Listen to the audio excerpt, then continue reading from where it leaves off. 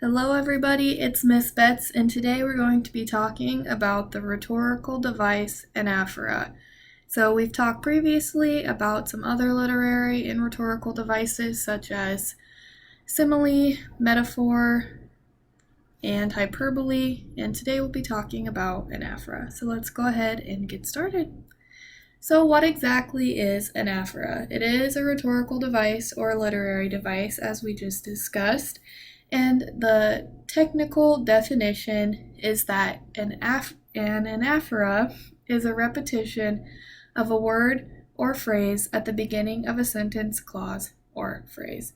So I know some of you have said that those textbook and dictionary definitions of these literary devices isn't always helpful in letting you understand what that actually means. So we'll go into that a little bit more and how it's used so that literary device starts to make some more sense. So let's talk about why we use anaphora in our writing. So anaphora can be used for three main reasons. It can be used for emphasis, to reinforce our ideas, and to reassure or guarantee our reader. So anaphora can actually be used in poetry, in short stories, can be used in novels and books, can be used in speeches, and it can even be used in music.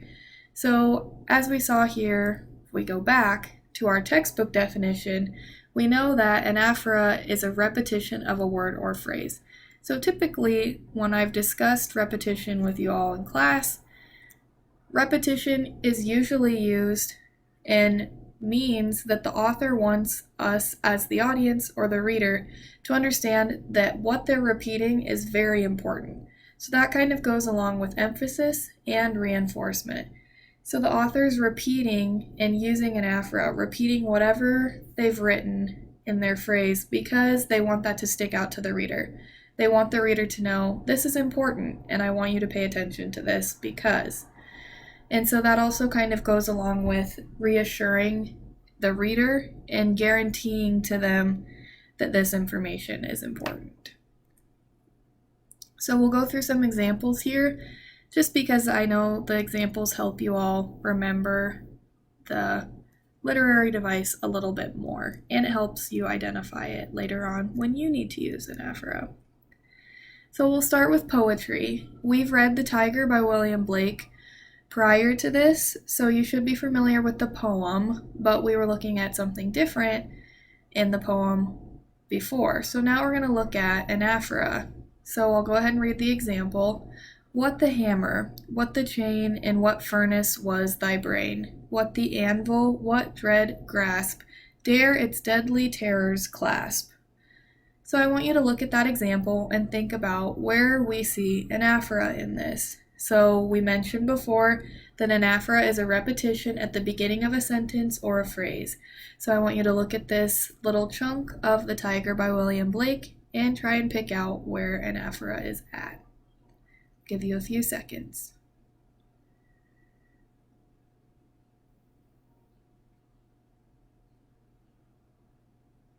All right, so we see anaphora here by the repetition of what the, in what the, what. He continues to repeat this because he's trying to get across the idea and prepare the reader for the ramp up and the anticipation of him talking about the tiger. So it's used in this case as emphasis and excitement, getting the reader prepared for the main event when William Blake discusses the tiger. So we also see anaphora, as I mentioned earlier, in novels. An example of this is in A Tale of Two Cities by Charles Dickens. I'm sure many of you have probably read this, but the example that I included today was, it was the best of times, it was the worst of times, it was the age of wisdom, it was the age of foolishness, and so on. So Charles Dickens continues to write this way for almost a whole paragraph, and he uses anaphora later on in his story also, but this is one of the most famous examples of anaphora. So I want you to think about this example and try and decide in your head or discuss with a partner where we see anaphora in this example. Give you just a few seconds here again. All right. So we see the example of anaphora in it was the,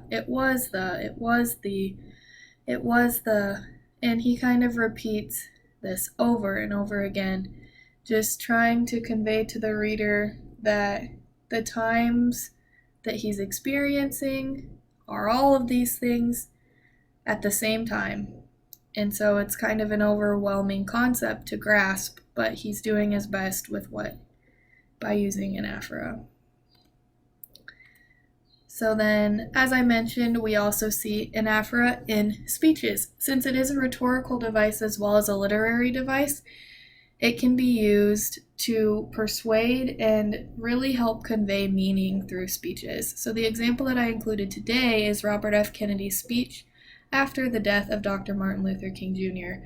And this is a wonderful speech that has a lot of meaning, and it is a very, very good example of a great speaker. So if you haven't read it before, I definitely recommend looking it up, but we'll go ahead and read through the example here today. We can move in that direction as a country. We can move toward the country being more divided.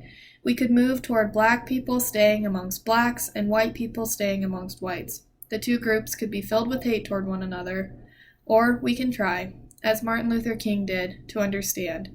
We can replace that violence, that stain of bloodshed that has spread across our land, with an effort to understand. We could have kindness and love instead. So I want you again to take a few seconds and think about where we see anaphora in this speech.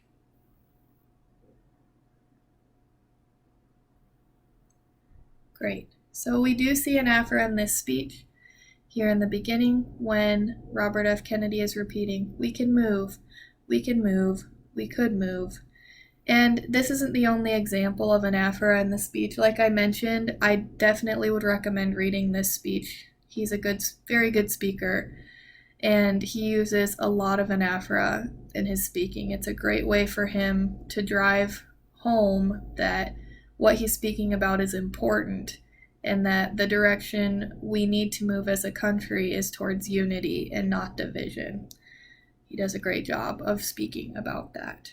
So then lastly, I know some of you have mentioned that you don't see how rhetorical and literary devices can be used in everyday language or in pop culture. Well, I've got a way to prove you wrong. So here we see an example of anaphora in music, and actually it's rap music. So I know a lot of you like Kendrick Lamar. You've talked about him before in class. So I included an example from his song Feel, and we'll go ahead and read through that. He says, I feel like a chip on my shoulders. I feel like I'm losing my focus. I feel like I'm losing my patience. I feel like my thoughts in the basement. I feel like you're miseducated. Feel like I don't want to be bothered. I feel like you may be the problem. And he continues on about that. So I want you to think about where we see anaphora in Kendrick Lamar's song Feel. I'll give you a few seconds here again.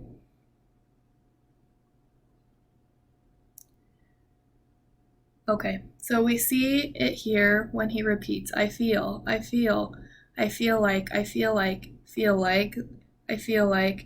He just continues to convey this message of what he's going through.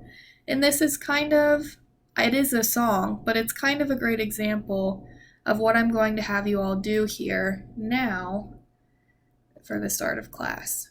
So we're going to do a journal entry for the start of class, and what I want you all to do is pull out your daily journals and start thinking about a feeling, a mood, an emotion, or even an event that you've been dealing with or having to go through, and I want you to write a poem about it. It doesn't have to be something negative, it can be something very positive. I just want you to write about something that is very meaningful to you lately. And that kind of goes along with Kendrick Lamar's song Feel. He's talking about what he's been experiencing and the emotions that he was dealing with at that time. So what I want you to do is include at least 3 examples of anaphora in your poem. You can go above and beyond and do more than 3 if you so choose, or if it's more makes your poem more impactful to include more than 3 examples of anaphora, you can. Don't feel like you have to stop at 3, but I want at least 3 examples of anaphora in the poem. And then I'll walk around while you're writing. Make sure to just go ahead and get started on that as you come into class and get settled in. And I will walk around and I'll take 3 volunteers who are comfortable and are willing to share their piece with the rest of the class, because we want to remember that poetry is something that's meant to be read out loud, and it sounds like it is scary, I know, to read your poems and your personal work aloud, but it is something that we should be sharing. So I want you all to remember that, and remember it's a safe space. So go ahead and get started on those poems. I'll start walking around and seeing who wants to share, and I'm sure you'll do great. If you have any questions, make sure to ask me, and I'm happy you listened in today, and have a great rest of your day, and let's have a great class. Thank you.